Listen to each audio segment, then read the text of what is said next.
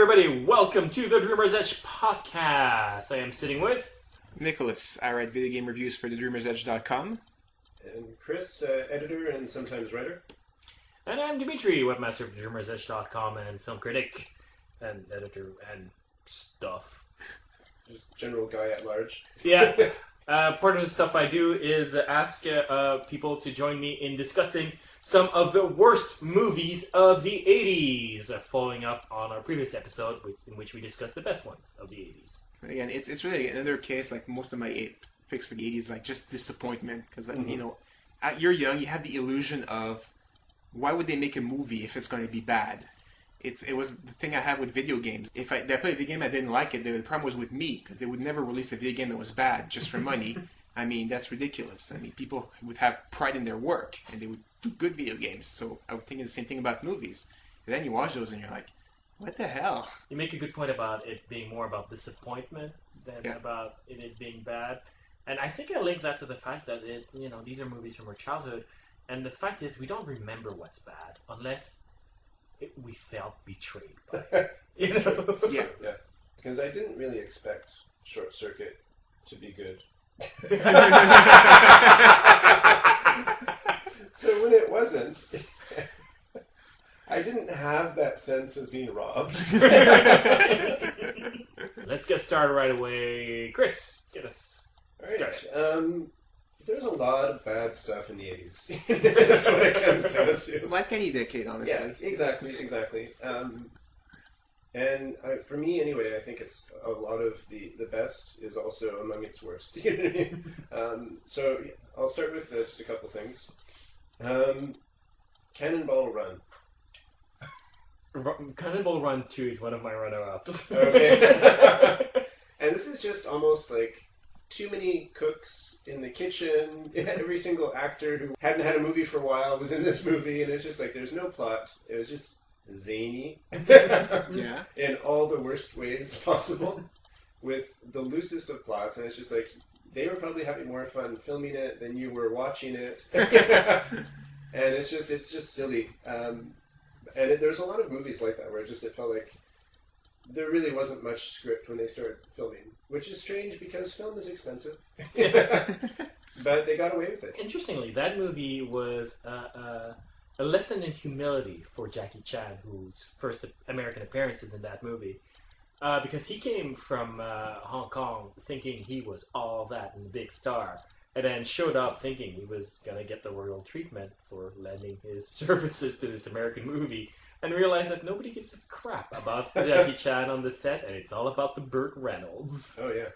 And it's interesting to hear interviews from Jackie Chan about his experience filming that, because he's a very humble person to begin with, and he sort of takes it all on his shoulders, where he's like, no, everybody was into Burt Reynolds, and it was a big lesson in humility, and I learned that, no matter how big you think you are, the world is pretty big, and there are always bigger people out there, and you should sort of learn to behave, He still wins, though, because where's Burt Reynolds right now? I remember watching, I don't know if it was Cannonball Run 1 or 2 on TV, and with the commercial, it was even more disconnected, because they just kept leaping from one place to the other. With the commercial, it just made it like, I'm not going to keep on watching this anymore. This makes no sense. I don't think the commercials really hurt it. I think it's probably it's even worse if there's no break. All right. Anyway, what's your next pick for worst movie of the 80s, Chris? Okay. Next pick is kind of a type. So obviously horror was pretty big in the 80s, and also horror comedy was pretty big in the 80s. And among the worst is Basket Case. Really? That's a controversial choice for horror fans. This is the story of a boy with a tumor on his body, which is his brother, if I'm remembering it. Yeah. It's basically, he's got like this head growing out of his torso, and it basically turns evil. Yeah. Yeah, that's about all it is. Yeah. But it is somewhat comedic. It is. The horror is kind of, all practical effects, and some pretty bad ones. So it's very, very dated in terms of its look. So it's got its charm there, but it's again just one of those movies where it's just horribly plotted and like horribly acted, and just like, oh my god, you know. I mean, I get what you're saying about genre. I mean, it's the '80s was all about excesses, and it showed in the horror movies as well. Because you're picking basket case, and I get what you're saying. And It could be any number of them. It could Exactly. be, you know, Toxic Avenger. Yeah. You know what I mean? Like, maybe a more apt one. Yeah, there's so many of them. That's the Yeah. thing, and then there's some that are really, truly, spectacularly awful. And it's a chicken and egg situation where it's like, is it that it was so bad that somebody just called camp and went like, that's why it's genius, or did they try to be bad and Exactly. you can't tell. Yeah. Well, if you haven't watched it, check it out. Okay. Yeah, it's on the worst list. I will check it out. It's on my calendar right now. And then, so number 3, swinging back to comedy, and I might have even talked about this one before, but it's a type that kind of gets under my skin, and it's a case where, like, adults act like clowns almost, you know, and it bothers me because I don't like the format, you know, and it's just, but it's basically Airplane. Oh. Oh. I know it's got a lot of classic lines, Uh-huh. but if you watch it all the way through, it's just like, that's all it is. It's just like, it's a bunch of little skits Yeah. stitched together in a weird and awkward way, and it's just horribly acted, you know, in such a mannered way, I guess is the thing. Like, it's just, we don't want our actors to act that way anymore. I don't know if we ever did, you know. I can't stand it. I don't know why. It's just like, it's the type of thing that like really gets under my skin. If you had said Airplane 2, I'd have been with you with Airplanes. I know. It's still a great movie. It's one of your favorites, isn't Yeah. it? Yeah. Come on, defend it. Yeah, convince me why. Comedies are not about the acting. They're about the jokes. If they make you laugh, they're effective comedies, and that's all I really need. And it's one of the first ones that started, I think, the whole loony things. Like, you wouldn't have like But Naked the thing Gun. is, I find like this type of movie is really just about a bunch of like little set pieces. You know, every scene that you introduce a character is to tell a certain type of joke. So it's not like the story is telling you the joke, or there's no build up where, you know, like where you're with the character and you have a richer laugh because of it. You know, it's just basically, here it is, here's the setup, joke. Here's another room, here's a thing, here's a setup, joke. Here's another, and it's just, it gets really tedious. And you're gonna like some of those, you're not gonna like others. It's basically just, they're just gonna keep throwing them at you. Okay. And eventually you're gonna laugh at a few, you know. But all in all, I don't find it makes a movie, you know. And that's my criticism, you know. Okay. For younger listeners, it's sort of like watching an hour and a half of Family Guy. Yeah, that's very, very simple. Yeah. Indeed, that's why it's awesome. An hour and a half of Family Guy gets No, me you're throw right. my TV out the window. You're right. That's true. But it's not the only movie. It's just like there were a lot of comedies like that at the time. You know, it's just Yeah, the Zucker brothers were at the top of their fame, certainly, and so they had also a lot of imitators. Yeah. But I will say, in defense of Airplane, I will say that I prefer the way they did it than the way the Wayans do it with the scary movies or the people behind Epic Movie and all that. Right, Those right, are really, really bad. Because at least Airplane has jokes, whereas those have pop culture references. yeah, which are dated by the time you watch it, and you know. And then the movie that I you know, again, it's like when you say hate, you know, is maybe a strong word, but it's a movie that I think has more influence than I think it should, or, you know, I don't really like it, and again, it's not as tight a story as it claims it is, but basically Scarface. Really? Yeah. All right, angry letters coming our way. Yeah. Brian De Palma, 1983, Al Pacino, come on, and now, you know, the movie's kind of gotten a new spin now as kind of like an icon of, I guess, hip-hop culture, I suppose. It's almost, you know, and I'm not quite sure how that happened, but I guess he's like a tough guy, and, you know, or, you know, self-made man. Well, he sort of has that. He goes to excess, you know what I mean? Like it's got that feeling. But you've got a movie like this, and then you compare it with something like Casino, or something, like, and I find Casino has that same life of excess, you know, but it's such a richer story, you know, whereas this one, you know, just with like the mountains of cocaine and like the shooting the guns, and, you know, it's just like the payoff of the movie itself, like after, like, it's like 2.5 hours, I don't know. I think it was like... Yeah, it is. It's a pretty long long. movie. It Yeah. feels like it should have been like 2 video cassettes back in the day. You know? But that one-liner that's been overused. I mean, come on. Yeah. You have to love that one. Oh, you mentioned how it's linked to hip hop culture, and I think it's because if you look at the story, it fits very much into the fantasy created post gangster rap. You know, I say post gangster rap because I consider gangster rap stuff that Ice-T and Ice Cube did, which was actually about revolution and discontent with the way society treated them, and then it actually turned into rap by gangsters, and that's the era we're referring to. I will defend Scarface because I tend to see Brian De Palma as his era's Tarantino, in the sense that he does deliberately bad movies. In the sense he's sort of trying to capture exploitation, but on a highfalutin scale, if you will. And Scarface, if you look at it from that angle, I think works a lot better, where it's sort of kind of deliberately bad and making homages to an exploitation era much closer to that era than our own. I think the film works better in that way. I will say that I don't understand people who take that movie seriously as a result. Like people who take it at face value and go like, "Isn't that good?" And I'm like, "Really? Like, you've seen The Godfather. You're watching this, and you don't see how this is enormously campy? Like." I think it's because it comes out of like after The Godfather and all these other things, and it's just it really tries to give you that like epic American life story. Right. And it just doesn't meet the same measures. You know what I mean? But I think it kind of gets lumped into the same basket, and people kind of like put them together in a way, and like you're thinking about them the same way. And it's the poorer film. Oh yeah, completely. And I don't think anyone would disagree, but it's just like. Yet, because it came out around that same time and it's got that same kind of pedigree, I think it's just like overblown in terms of what we think of it. Right. And it's kind of... Alright, Nick, what do you have? So my turn? Yep. Alright, number 4 is again a third sequel. So I guess number 3 is cursed. Jaws 3 or Jaws 3D. That's actually a second sequel, sir. Really? Yeah, because the first is not a sequel. Anyways. I hate you. The whole premise of that movie, I guess, was come see the movie. It's awesome because there's going to be 3D effects, which all look completely ridiculous. And there's no reviewing value because then you watch it at home. You don't have the glasses. You don't have anything. So you're basically looking at this movie saying, what is this? Oh, you can tell what's in 3D, though, because there's sort of this weird outline around it whenever it's meant to be in 3D. Yeah.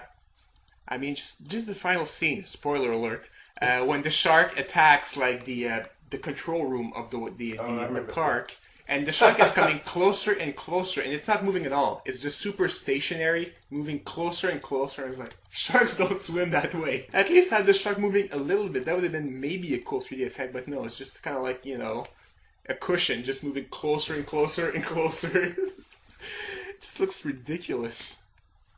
I saw this movie on video when I was very, very young. Okay. You know what was my first comment to my mother as the credits were rolling? No. Mom, why is it called Jaws 3D? Yeah.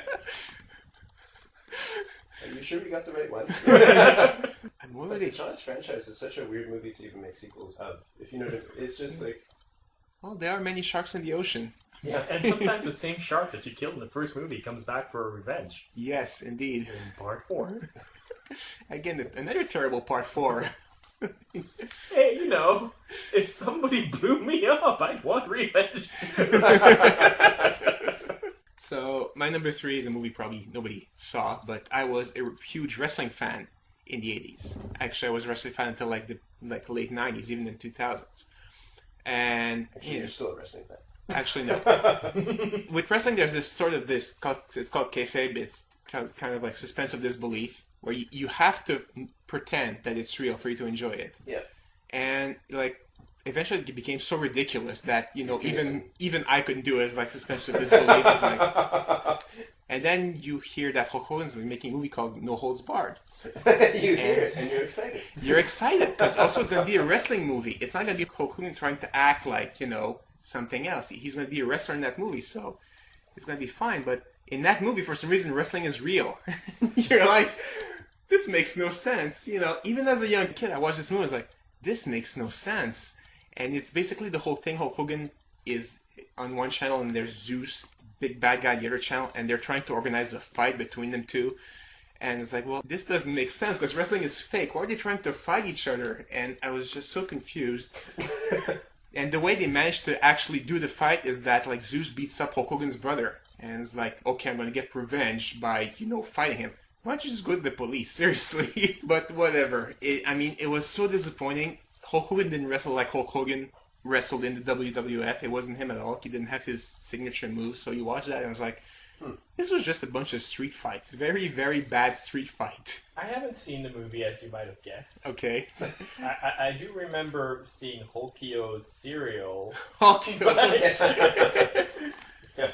But the whole wrestling thing really did loom large over the 80s, for sure. Because I've never been a fan, but, I used to watch the cartoons, and, you all knew the characters, and, and there's that sense of, like, yeah, you knew it was fake, but, like, the whole superheated drama of it, was fun to watch, for sure. But, that's the thing. Hulk Hogan was huge. Why not have him fight like Hulk Hogan, or actually even be Hulk Hogan in the movie instead of some other character you've never heard of? I imagine there's rights involved with No, because it was Vince McMahon that financed the movie. Really? So, why? It makes no sense to me not having a Hulk Hogan movie about him kicking ass instead of this street fighting stuff. Good for the franchise, Yeah. But since nobody saw it, let's move on. Alright. My number 2, again, something I was a huge fan of in the 80s. It came to movie, Masters of the Universe. They didn't even call it He-Man and the Masters of the Universe. They just or just He-Man. Why just go Masters of the Universe, first of all? That was weird. And they made it a fish out of water movie. And that's, Eternia was like such a cool place with all the special creatures and everything. But no, let's just make it he comes to modern Earth and he has to steal KFC to survive. And it's like, what the hell? Although the fish out of water element doesn't last too long, in fairness. We do spend quite a bit of time in Eternia. It's more about the magical world coming to our own.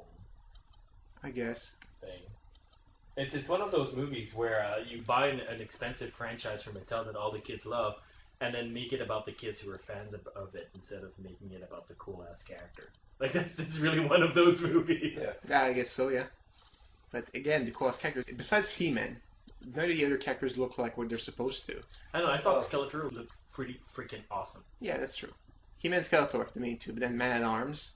It's like they replaced Orko with some troll-like creature that plays a plastic instrument. More toys to sell.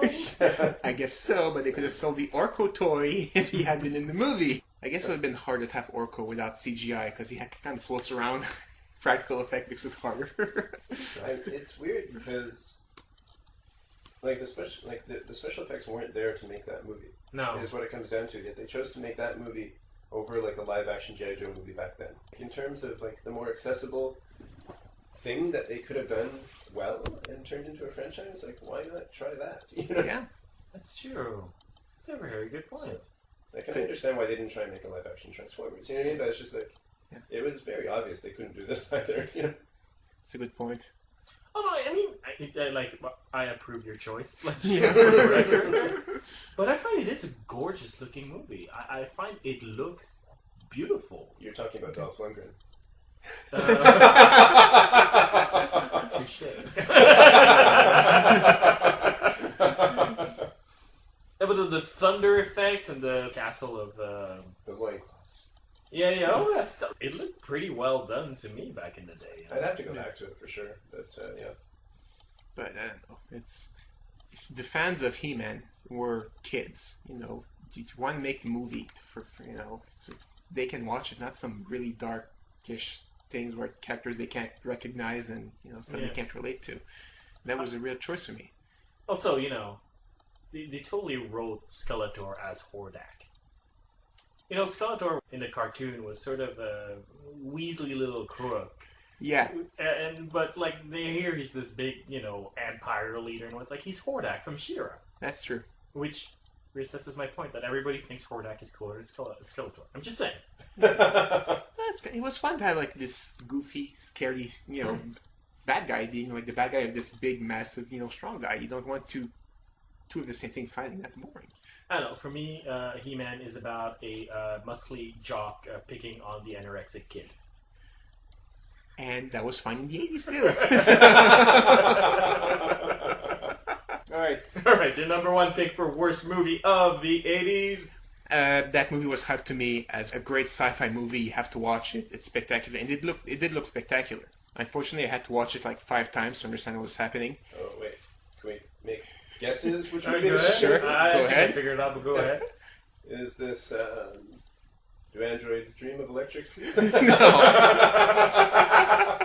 No, it's Dune. Which, again, looks fantastic. The special effects, they did something great. But I think what happened, they tried to cram too much of the book inside the movie. And you had so many characters that you didn't know who they were, what they were doing, what their job was. Too many things happening. I mean, at one point he gets married and the wife doesn't play any role at all in the rest of the film. Like, come on, you could have shortened it a little bit and make something that I can watch once and understand what's happening there. I feel like the first half of that movie is very good, though. You know what I mean? Like, just the way they kind of introduce some of the world, you know, and the, the spice and all that, and, the whole Bene Gesserit thing, and then it just kind of goes off the rails. In a way, you start hanging out with Sting a little bit too much. Yeah, we do see a little too much of Sting, indeed. Yes. Yes. Oh, God. Thanks for reminding me of that scene. But you know what's the weird thing about this movie? It's directed by David Lynch, if I'm not. Yeah. Now, David Lynch, for those of you who are not familiar with him, is he's a director who specializes in mostly surrealist films. And his argument is always that, no, he's made a completely rational film, except he's removed key scenes from the narrative that would allow the movie to make sense in a traditional sense. That's his shtick, if you will. Okay. Now, why would studios go, let's take that guy and give him a project where he's required to remove pieces from the established narrative, i.e. the source material, the book series, and ask him to make a movie that makes sense? Like, that's not what he does. Yeah. No, in terms of exactly. But he had an interesting vision for it. You know what I mean? Like, the look of it is great. Yeah, it's a great look. And part of the look goes to explaining what's going on, too. You know what I mean? Because you get what's happening. Yeah. But then, it's just like you start losing the thread. I know. Every time you watch it, okay, I get it, I'm getting it. No, I'm lost. You watch it another time and I'm getting it a little later in the movie, like, okay, I'm lost again. And there's like 5 versions of that movie at this point, like 5 different cuts, and none of them make any sense. Even the longer cuts, you think, okay, they're adding more information that will help you, cement everything. No, they add superfluous information about other stuff. Some of the longer cuts are worse. Exactly. Yeah. Alright, 80s. When I think 80s, I think untalented white people doing karate to imitate Bruce Lee. That's what I think of first. I don't want to knock Chuck Norris, because Chuck Norris could kick my ass with his beard. So I'm going to knock Jean-Claude Van Damme instead. And I'm going to go with the 1989 movie, Cyborg. This is Jean-Claude Van Damme doing the splits as a half-robot killing other robots. And it's not just that it's a bad martial arts movies, of which the 80s was a plentiful, but it's also a really excessively violent, more is more type philosophy that's also sort of emblematic of the 80s. This movie is just like one violent fight scene after the other. There's no plot, there's no... It's unwatchable. Yeah, and it takes its inspiration, I guess, from something like, or its aesthetic anyway, from something like Mad Max, I suppose. It does, yeah. Yeah. But it has no story, no charisma, no nothing, And you're sitting there and you're like, oh my god.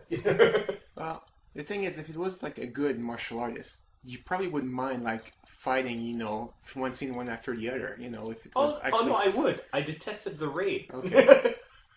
Well, you would mind it less, but it's Jean-Claude Van Damme. I mean, how often can you see him do the split kick and, be like, all right, seriously, come on.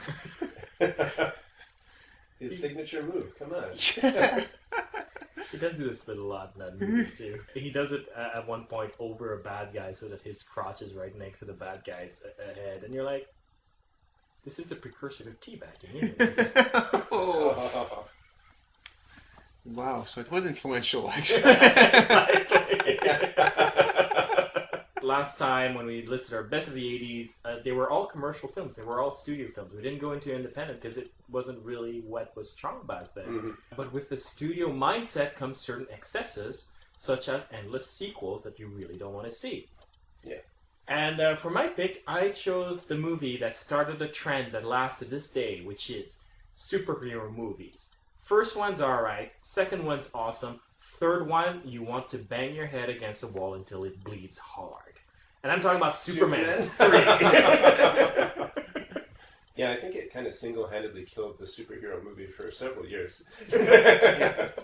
And here's again something where it's just like, the budget must have been pretty sizable. Yeah. You know what I mean? And the special effects were harder to do back then. So to actually make a movie like that, put all that money up there, and see that it's so bad. I know, gives you flashbacks of John Carter. Yeah, exactly.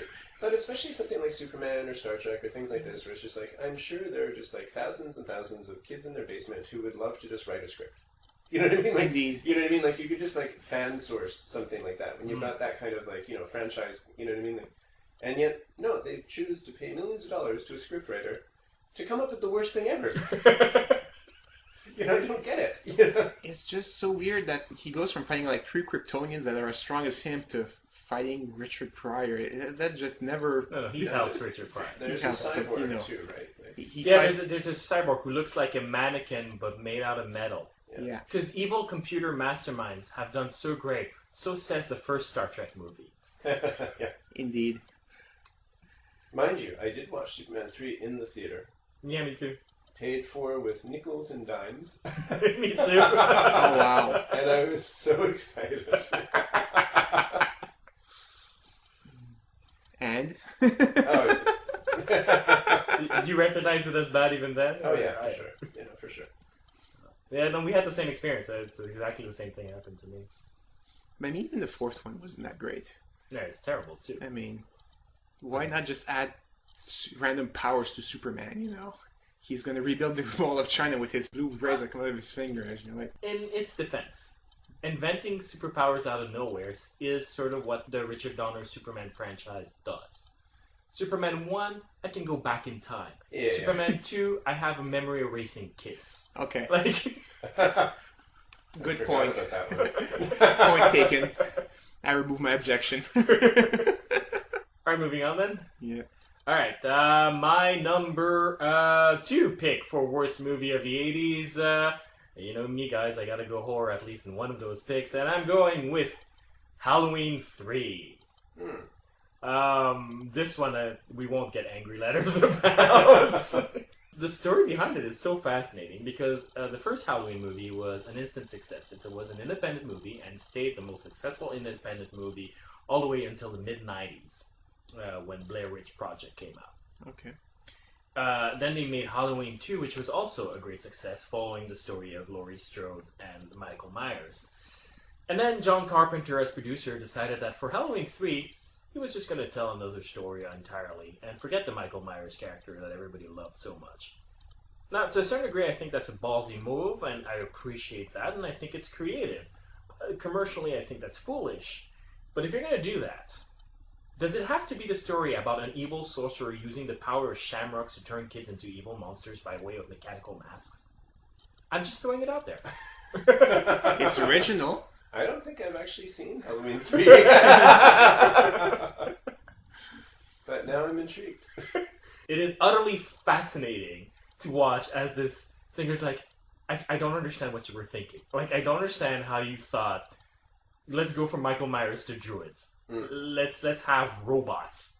Let's it's have... not even part of the same world, so to speak. No, not at all. Yes. Has there been like an edit afterwards to try and reinsert Myers somehow in Halloween 3? They just gave up on it completely.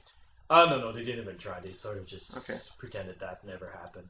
Although, I always figured that if you could tie them all together, they should make that the robots were super strong and super tall and super silent, kind of like Michael Myers, are really born into random families as Michael Myers was. Oh, wow. Okay. Well. Oh, and the movie starts with a giant FU to Michael Myers fans by showing the ashes of Michael Myers in the first act. That was awesome. Nice. Well, people paid for their tickets already, so, you know, it's too late now. And then moving on, I guess. My number 1 pick for worst movie of the 80s, and now I expect angry letters, all of them from Eric. I'm going with Dead Poet Society, 1989. Robin Williams plays a English literature teacher who teaches kids to destroy books. You know who else destroyed books? The Nazis. And sort of spends 2 hours reciting platitudes about living life while not really teaching them either about literature, his supposed job, or life, really.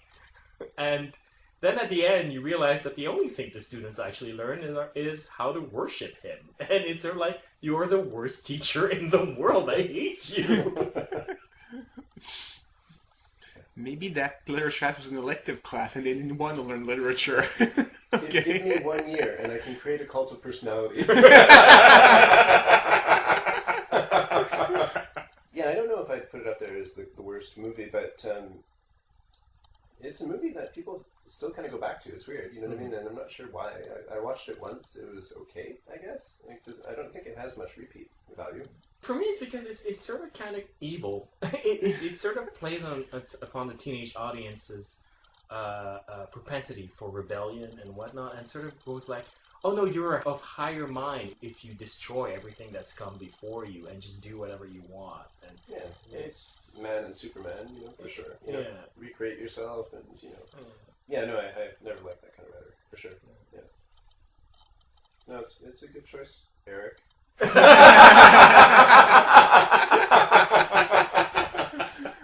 Anyway, on that note, you can post a comment at thedreamersedge.com. Just click on the episode's name, or you can mail us at mail@thedreamersedge.com. That excludes you, Eric and Frank.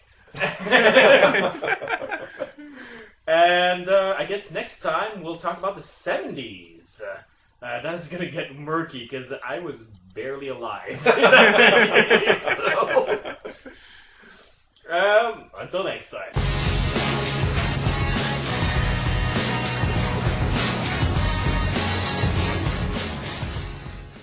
Then you were watching it, and it's just silly. There's a lot of movies like that where it felt like there really wasn't much script when they started filming, which is strange because film is expensive. But they got away with it. Interestingly, that movie was a lesson in humility for Jackie Chan, whose first American appearance is in that movie. Because he came from Hong Kong thinking he was all that and the big star, and then showed up thinking he was going to get the royal treatment for lending his services to this American movie, and realized that nobody gives a crap about Jackie Chan on the set, and it's all about the Burt Reynolds. Oh, yeah. And it's interesting to hear interviews from Jackie Chan about his experience filming that, because he's a very humble person to begin with, and he's... Let's get started right away. Chris, get us started. There's a lot of bad stuff in the 80s. That's what it comes down to. Like any decade, honestly. Yeah, exactly. For me, anyway, I think it's a lot of the best is also among its worst. You know what I mean? So I'll start with just a couple things. Cannonball Run. Cannonball Run 2 is one of my runner-ups. Okay. And this is just almost like too many cooks in the kitchen. Every single actor who hadn't had a movie for a while was in this movie, and it's just like there's no plot. It was just zany. Yeah. In all the worst ways possible, with the loosest of plots, and it's just like they were probably having more fun filming.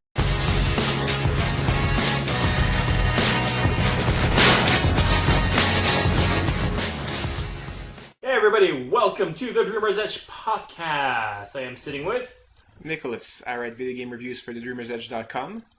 And Chris, editor and sometimes writer.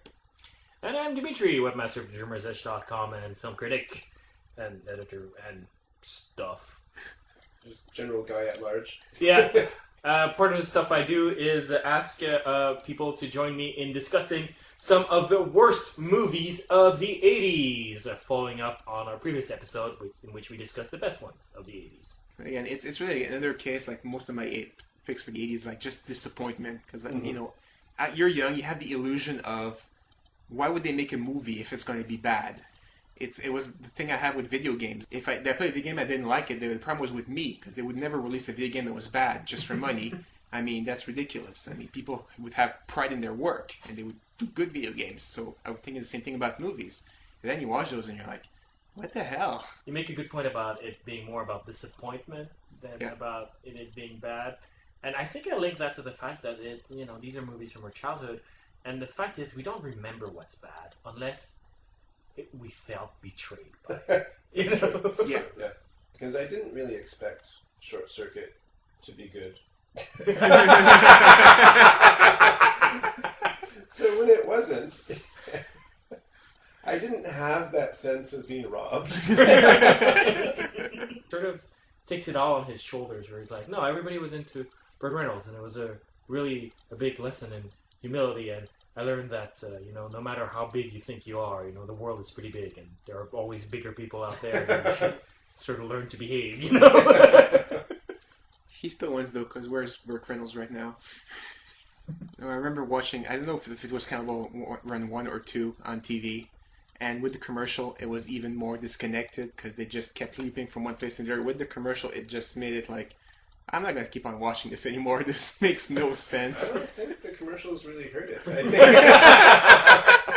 it's probably, it's even worse if there's no break. Alright, anyway, what's your next pick for worst movie of the 80s, Chris? Okay. Next pick is